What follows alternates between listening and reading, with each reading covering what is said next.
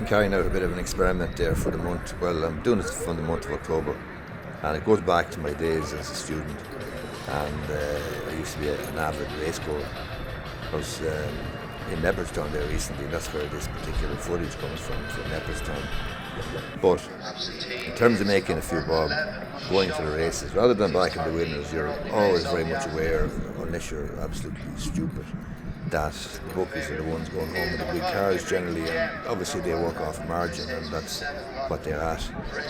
They have a margin, and it could range anything from 15 to 20%, I presume, but that is, they obviously win and are expected to win over a period of time. So I decided then, well, what about becoming the bookie? He had no brains horses. Maestro Bernstein is favourite in this race, but I've laid 4 horses, including Maestro Bernstein. And if he wins, I'm still going to make a few bob. I'm doing an experiment, and I've been doing it since the beginning of October thereabouts, when I got the Betfair Exchange app and opened the Betfair Exchange account. So I'm actually acting as a sort of a bookie. I've laid 4 horses in this race, and if Maestro Bernstein wins and he's the favourite, I could still make a few bob. So as I say, I'm carrying out an experiment just to see can I make money on this. So just to be clear, I'm, rather than trying to back winners, I'm now laying horses. Can't get over the ring here though in Leopardstown compared to years ago when I was racing last, like as a student and as a younger man, but certainly even as a student, the ring here used to be absolutely packed. And now there's 3 and 3 is 6 or 7 lads here, and there's 1 lad over there, and there's 4 or 5 more down there. Cannot believe it. And obviously it's the whole proliferation of online apps and the likes of Paddy Power and so on having big big units inside in the comfort of the grandstand, so it must be very, very difficult for bookies to at the pitches anyway. Let's say I've laid 4 horses here, so if a long shot wins I win big, but if the favourite wins I win small, but winning small is okay, Noah Mead's horse Tarnary won that race now, number 9, and then number 7 was second, Shamrock Flame. So Tarnary I didn't lay, so the 4 horses that I did lay, I win my stake on each of them, so it's a good start for me. Maestro Bernstein, he finished third, that's Aidan O'Brien's horse. Even if he won, I still would have won a few bob, but I've won more money as a consequence of an outsider winning and an outsider that I didn't lay. So far so good. That's the first race. So rather than trying to back winners as you might, traditionally have done, and I might have done years ago as a student when I went racing, now I'm not. At the moment, I'm not trying to back winners. I'm trying to lay losers. So I'm becoming the bookie. And if you accept that the bookies always win, well, sure, why not be the bookie? Now, years ago, obviously, when you didn't have the likes of the Betfair Exchange app or other apps like that, these betting exchanges, you couldn't be the bookie unless you took out a license and so on. But now you can actually be a bookie from the comfort of your own home or from the comfort of your own phone. Basically, once you have the app and an account, you can actually lay any horse you like in any race, or you can lay any number of horses. So that's what I'm doing at the moment. It's an experiment. This next race now is the second race, and I've laid 5 horses. So if something other than the 5 horses win, well then I have 5 winning bets. However, if one of the 5 winning horses wins, it will depend on the price that it wins at. But remember, there's only going to be 1 winner, so I've laid 5. If one goes against me, I still have the 4 others. So if, for example, the winner wins at evens, then I'm paying out what I've taken on that particular horse, but I've got the wins from the other 4. So as I say, it's something I'm trying, and I've been doing it since the beginning of October there, and it's worked fairly well. Now it does require a little bit of tweaking, and I got badly done there one day with a thing in Naas. I laid it at big price, and the second thing won, and it set me back a lot. But having said that, from the beginning of October to date, I'm still ahead of the game, so that's where I am at. But this is the second race. I've laid 5. Let's see what happens. No for catch. It's going to double up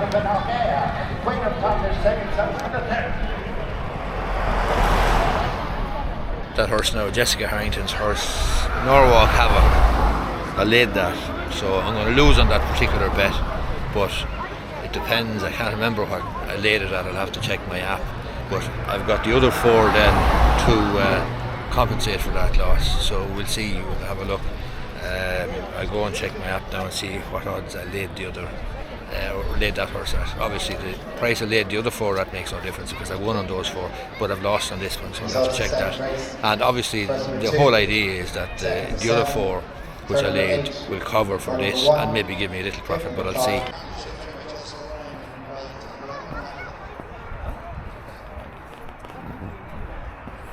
Just check the odds there now, what I laid in that one, and that horse I laid at 6.8 to 1. So I've lost in that race because I'll be paying out 60 or 70 if somebody put a tenner on it, and I have the other 4, say 40 if I was betting in tenors. So I've lost in that race. That's the way it goes. It actually suits me better if favourites win, because generally the favourites winning don't cost me more than what I've taken in on the other horses that I've laid. But in this case, this horse was, of the 5 I laid, he was actually the biggest price, and that's what I don't want. I don't want the big price horse winning. I want the low price winning, because the low price winning one is going to do me little damage, and I still have the other 4 or 5 horses I've laid, and I collect on those. But anyway, that's Jessica Harrington's horse. His sister John Fowler from Enfield, at least.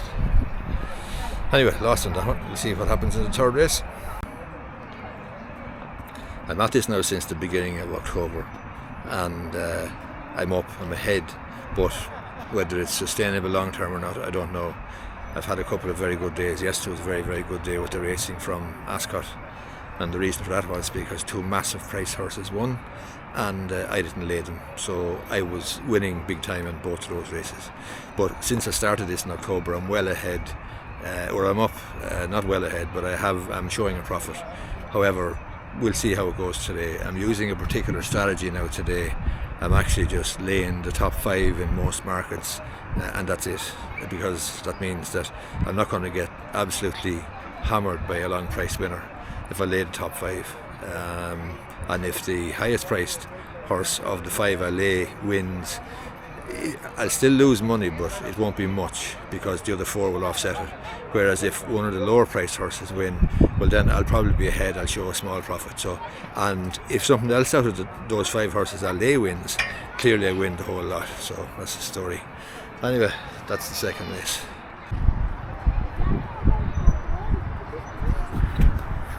That race now I laid the winner and I lost on the winner, but I won on the other 4 that I laid that obviously didn't win. However, I'm still down a little bit on the race, not too much, but a little bit. So the experiment carries on. I'm going to keep going anyway with it until the last race. That's the 3rd race, the 7 races. So we'll see how we fare after 7 races. I'm a little bit down now today, a little bit behind, but let's wait and see and not rush to judgment too quickly. I'm up since I started this experiment, but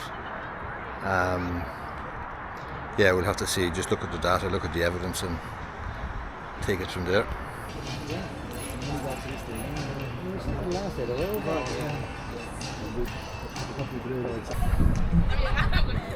They had the usual 5 now, the top 5 in this race. This is a listed race, the Trigo Stakes.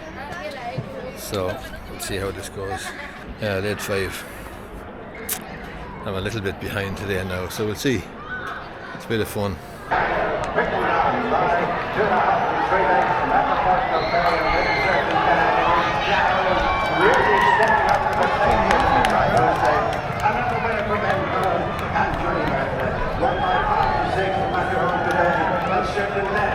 Johnny Murtagh's horse won that now, a horse called Shaul, and he was not one of the ones that I laid. So the 5 that I laid, obviously I wins for all those 5. So that's the ups and downs of it. Good result that time. So onwards and upwards.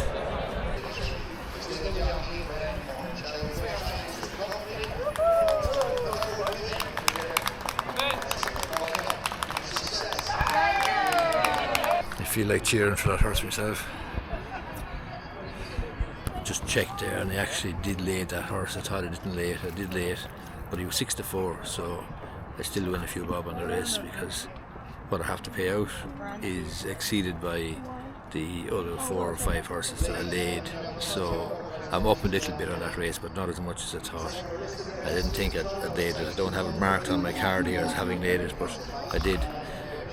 Anyway, up a little bit in that particular race. Next race is a big open handicap, a lot of runners in it, so you'd be hoping it would be a good race for what I'm doing. In other words, I'm laying the top 5 or 6 horses in the race, but with a big field handicap, you're hoping that you'll get a springer or something that I won't have laid, and you know, I'll collect on the 5 that I lay or whatever it is. So we'll see what happens. Can't get over the betting ring there. When I was coming racing years and years ago, and I was a student coming here racing, the ring would be absolutely stuffed with people and bookies. Look at it now.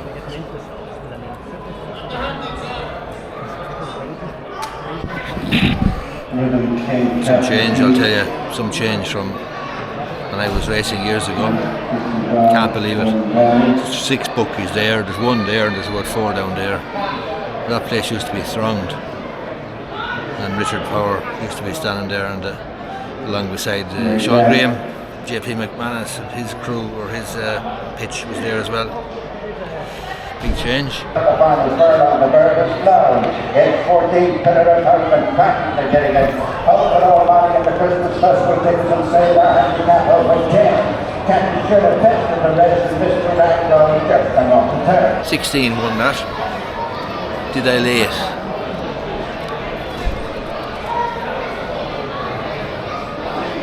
Si, senor. No, I didn't lay that. So all my bets there now are winning bets. I didn't lay that one. That's the good thing about the handicaps. Anything could win them generally. And Result of 5th race. First to 14, second to 9, third to 3, fourth to 8. Actually 14 won it, not 16. And I did lay 14. 14, 9, 3, 8. I did lay 14, yeah. I've lost on that now. I'm not sure though what price. 9. Not to see how much I laid that horse. Obviously the other 4 are winners for me, but I think this is a handicap. The odds there would have been pretty big, so I think I've taken a bit of a bath now on that one, quite frankly.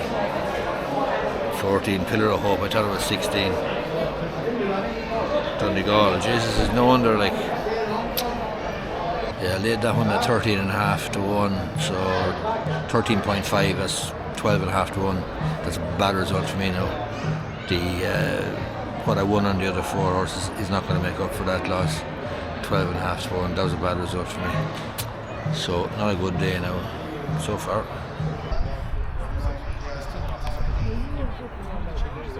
That was the 6th race now, and that was won by McCreary, Willie McCreary's horse.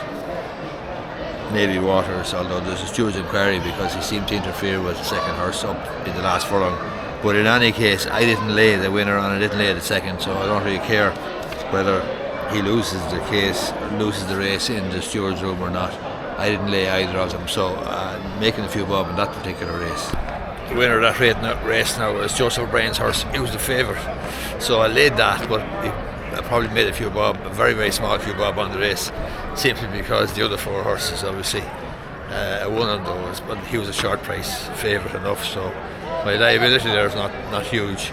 So I'd say on the day, I have to check when I go home exactly, see exactly how much I made or how much I lost, but I wouldn't have said I made as much money, or not sure I lost much money. I probably broke even if I'm lucky. So that's the experiment today. Anyway, I'll have a look at the figures when I get home, look at the data. Leaving aside whether I won or lost any money, I think I'd probably have more fun just trying to pick a winner. And there's probably more of a thrill picking a winner and having a winner, even though you're going to have losers clearly as well, but probably it's best just from the point of view of having a bit of fun to just try and pick winners. have a bit of fun rather than trying to make money, as it were, or trying to lay them, you know. But since the beginning of October now, I'm nearly back, I think, to where I started. It's back to where my original stake, my original pot. And I had a fabulous day yesterday in Royal Ascot, but I've given it, or some of it, back today. Only some of it, but overall, since the beginning of October, I'd say I'm up a little bit, and that's all. So I might be better off, as I say, just trying to pick winners, having a bit of fun and having the thrill of picking a winner, backing a winner. Anyway, that's it. Pleasant day in Leopardstown. Very pleasant day. Jesus, it's unbelievable. It's the middle or nearly the end of October now. And the rain last night was incredible, but it's been very, very lucky today. It felt nice weather up here, actually. So.